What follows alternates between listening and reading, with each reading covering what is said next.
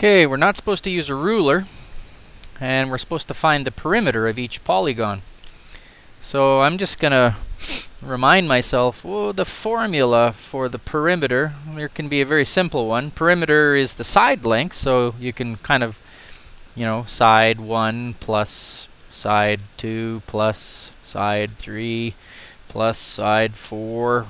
Depends on how many sides there are, right? You add up all the sides and you can get the perimeter. But if it's more of a regular shape, something where sides are equal to each other, we can use a little bit different formula, especially when it's a four-sided figure.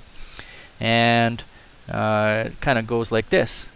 The perimeter is equal to 2 times, and then in brackets, the long side plus the short side of your four-sided figure. So that's what I'm going to use to figure out each of these. So for A, I can see that the 8 and then the 3 are, long side is 8 and the short side is 3. So if I put that in my formula, I'm basically, I'll show you here, perimeter is going to be 2 times 8 plus 3. I've got to do what's in the brackets first, so then I get 2 times 11.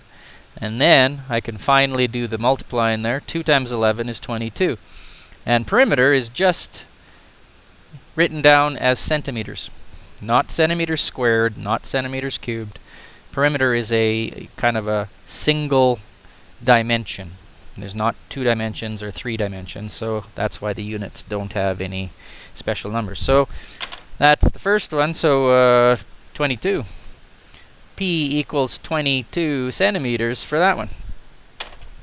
Alright, I'm going to erase that, leave my formula there, and I'm going to solve the next one. B. I'm just going to put my numbers that I know in there. I know the long side is 6 and the short side is 2, so I'm going to write that into my formula. The long side is 6 plus the short side is 2. And then I keep working through my formula. I add the stuff that's inside the brackets, so that would be 8, and then I can multiply. 2 times 8 is 16, and the units are centimeters, so that's 16 centimeters. Alright, next let's look at C.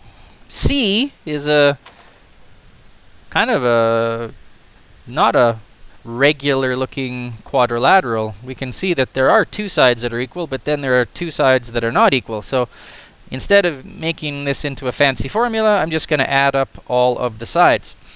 So I can see that this side is 2.5 because I can see the hash mark there. There's the hash mark, there's the hash mark. So I'm just going to add it up. So 2.5 and 2.5 is 5. And then I add it to the other 5, so that's 10. And then I add the final side. 10 plus 2 is 12. So this has a perimeter of 12. I just added up all the side lengths. This one, the side length here is 6 centimeters because of the hash marks. I can see that. So 6 plus 6 is 12, and 12 plus 5 is 17. So this one has a perimeter of 17 centimeters. You just add up all those side lengths instead of using a formula.